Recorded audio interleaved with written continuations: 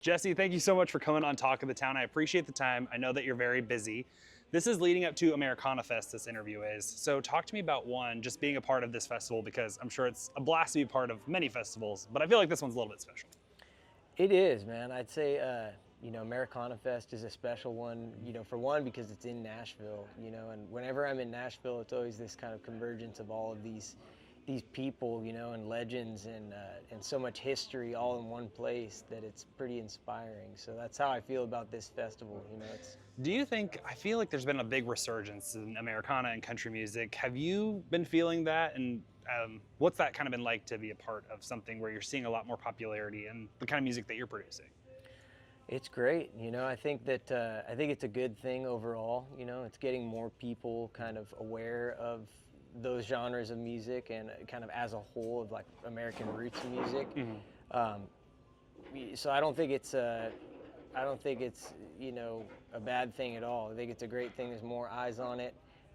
I've been doing it, just over 10 years at this point, and I think it would be easy to look at it and be like, oh, now it's getting popular and whatnot. But I really do believe that I think it's a good thing, and now the tide is kind of turning, and it's good. It's just good music, and it's coming back into popularity. So talk to me about why you chose this place. What's your relationship to Skinny Dennis? Do you just like it? Tell me a little bit about it. Man, I love this place because, when I look around and I look at all of the decor in this place, it kind of takes you back to, in my experience, kind of where I'm from, up in Northern California, like a lot of the small, little honky tonks and bars and dives and places that they used to have country bands in, they look and feel a lot like this, the stuff they had on the wall. And I think that this is kind of just a place that is preserving that feeling of like, a great American bar, the way they used to be back in the day. And, Zeph is a great guy. I think Zeph and everybody here is just doing a good job in, preserving that original kind of honky-tonk atmosphere. So it was a clear choice for me. I feel like people are really onto this. It's packed in here on the weekends now. And you were actually one of the first ticketed events here, and that's got to be really special to kind of break in a new spot for everyone.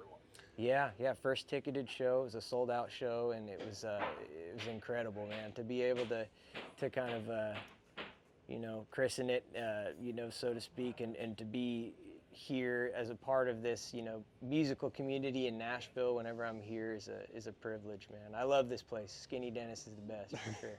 And you mentioned California. You're originally from California. I'd love to hear a little bit about kind of how you get to country music, because not always people think of California and country music, but I'd love to hear your pathway to get to here. Sure, man.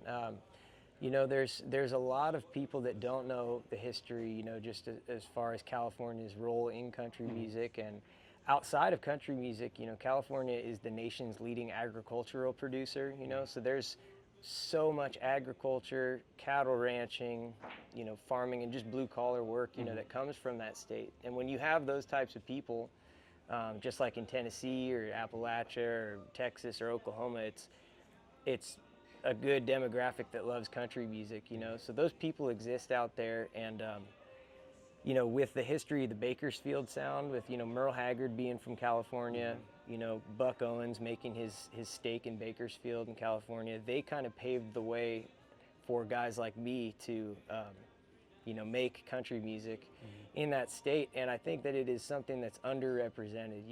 There's not enough people that are in the mainstream, definitely, other than guys like John Party maybe, that are making country music from California. And so that's kind of my cross to bear, is to represent my home state well, and to not push it down anybody's throat, but just to kind of, bring California country and Bakersfield country, out to the rest of the world. And during my research on you, it turns out that you were a bit of a punk rock guy growing up. I want to hear about like the change of getting into this genre of music. I'm sure you still love punk rock, but I want to hear like how you get from one genre of music to really pursuing a career in another. Sure. Yeah, man. It definitely seems, understandably, to like a big leap, a big different genre leap. But to me, there's such a similarity with rock and roll in general and country music and punk rock and country, because I think they're both really honest forms of music.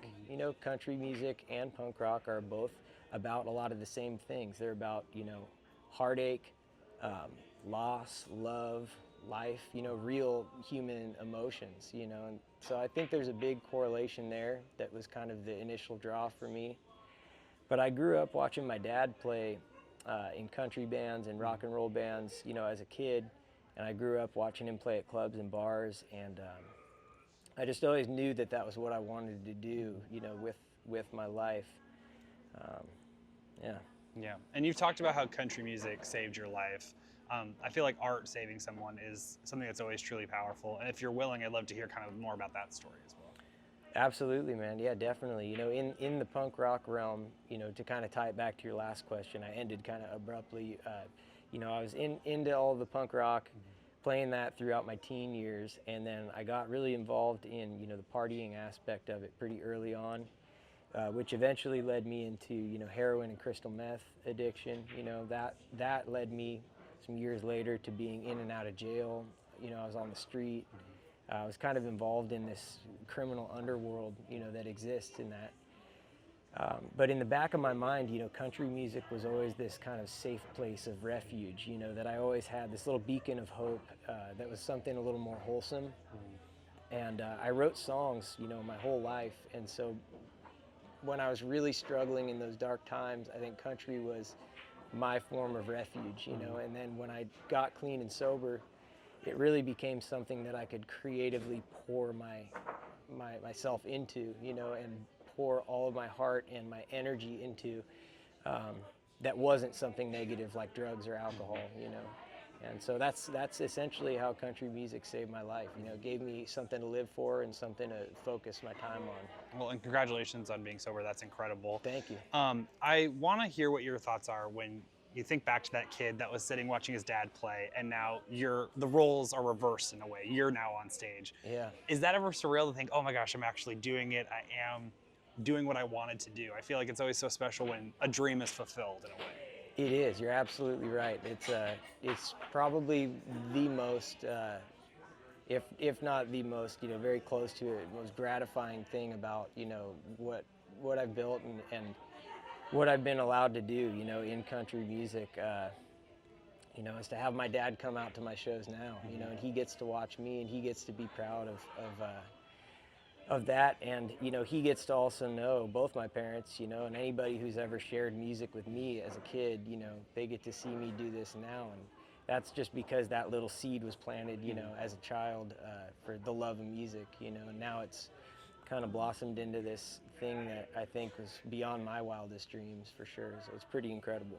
Talking about having your parents in the audience, do you ever get nervous about that? I feel like when I was doing my first reporting job in Iowa, I'm from Iowa originally, and they were watching TV, you get a little bit more nervous. Do you ever get nervous with your parents being in the audience, like with having people that you know? Yeah, definitely. I would say so for sure.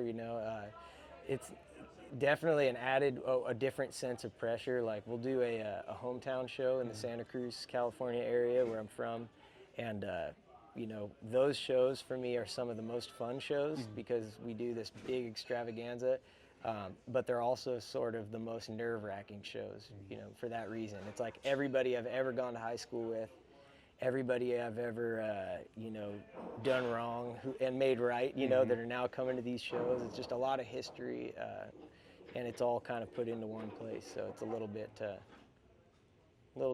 heavy, Yeah. And I'd love to talk about your latest album, Son of San Lorenzo. You talked about making something different than you've ever done. Talk to me about why that is and how you kind of did that with this album.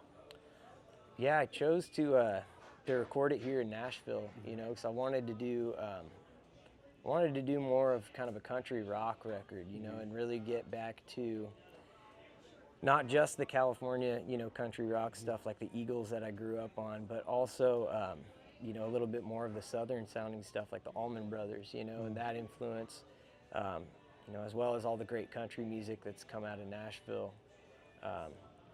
So, it was important to me making this record in Nashville and getting to do it here because something that I'd never done before, and I wanted to really branch out. Sonically, I think it reflects that. It's a very different record. A lot of my other stuff is very Bakersfield, very, kind of honky-tonk based, and There's a lot more kind of songwriter tunes on this record and kind of almost southern rock sounding stuff.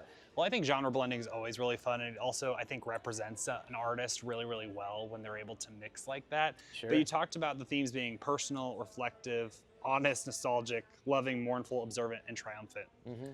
Those are massive adjectives to describe something. Yeah. Encapsulating all of that, is that ever difficult to kind of go through these stories and put them all together? Because I feel like a body of work can really encapsulate a person's life in that moment. Sure. Was that difficult, kind of navigating how you wanted to tell this story? It was. This was the most difficult record I've ever made in my life. It was a truly emotional undertaking. I had to really sit with a lot of these songs and kind of unturn some stones of things that I had not wanted to look at or had been kind of running subconsciously from, I think, in the past, by just wanting to be on the road and touring and just kind of ignoring it. So with this record, I really turned those stones over and tried to kind of look honestly at myself and at a lot of those parts of my story, that I've kind of either picked and chosen what I've told or I've kind of glossed over. I wanted to be thorough and really tell my story and be honest with it. So it was kind of, like I said, an emotional undertaking. It was pretty draining, honestly, to record, but so cathartic and very rewarding in the end. Yeah, it sounds like it's very healing to just go through this kind of whole process. Incredibly, yeah. But this is your 5th album. You had, your first one was back in 2018. If you could look at the 2018 guy to now where we are in 2025, what have you learned and kind of, how has your music evolved over those years? Oh, it's changed a lot, In some ways, I kind of went back to my first record. My first record was really rock and roll. It was really kind of this mixture of country, rock and roll. So in some ways I kind of went back to my roots with that. But I think this is definitely still uncharted territory because it was, I think, a much more sophisticated kind of take on that country rock sound. It was really, taking everything that I've learned over these past, 10 years of doing this and putting it into one album, I love that. And you posted on Instagram, again, doing a lot of research on you, and you talked about the relationship between the audience during a live show. Like when it hits, it's magic. And I would love to learn more about kind of that moment when you realize, oh, the audience, we're meshing. Something's going here that's really hitting well. Definitely. That's a huge part of it for me, is the connection with the audience. And you just kind of can feel, when I walk out on stage, I can already tell by the way, people are acting in that first 30 seconds, what kind of show it's going to be. And even if the crowd has, low energy, if people are already, sometimes they've been drinking all day and they're tired and they're drunk and they don't want to do it, or sometimes they're just ready to go and they're full of energy. It really depends, and that's the performer's job, I think, to kind of pull yourself up and give the best show that you possibly can, regardless of what they're doing. Which is not easy to do. No, If people aren't feeling it, like, no, it's no, rough. because it is like a reciprocal thing. It's like it's a give and take for sure. But it makes it that much sweeter when the audience is giving that energy back. It is like a symbiotic kind of relationship. It one feeds off the other, and I feel like the best shows that I've ever played are ones where the audience is really hungry for the music, and they're really just on a kind of higher vibration, and they're all just ready to go. And so that's my favorite type of show to play, for sure. And you talked about a previous show once that was in the UK. People were singing your songs back to you. I think that's always insane to think about, like, oh, this guy from California and people all the way over in the UK love your music, are singing along with you. Was that surreal when you were in that moment? Like, oh man, all these people that live in a completely different world than me know my music.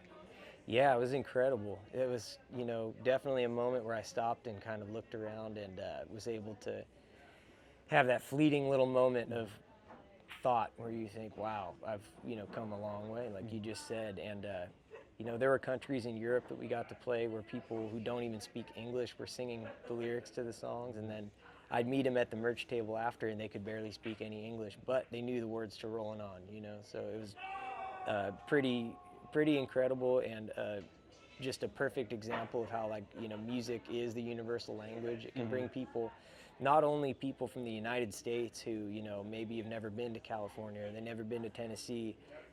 You know, you're bringing it across oceans, you know, and it's still connecting in the same way, which is powerful. And then you tour pretty frequently. If you could take one thing that you have to have on tour, like a physical item, is there something that you always like to make sure that you have on you when you're going? Yeah, I always like to make sure that I've got a pair of, you know, athletic shoes and shorts, like swim shorts, you know, so that I could exercise. And if there's a body of water anywhere, you know, that's worthy of swimming in, I'll go swimming in it. I love to go jump in some rivers and lakes. And stuff like big water guy. I love water. Big water guy. And then I know that we recently had a new album, but what are you working on now? Anything that we can tease for folks ahead of Americana Fest that you're working on? Oh, you know, I've always got some tricks up my sleeve. I don't have sleeves today; they're short, but yeah, definitely got a lot of stuff in the works. You know, I've got this new record, Son of the San Lorenzo, that's, you know, fresh out, and it's reaching a lot of people, which is great. And things are really starting to pick up steam as far as, you know, the music is concerned and its reach and getting out to the right people. And so I think everybody will be pleasantly surprised if they just hang tight. Well, thank you so much, man. I appreciate the time. Thank you, man. I appreciate you.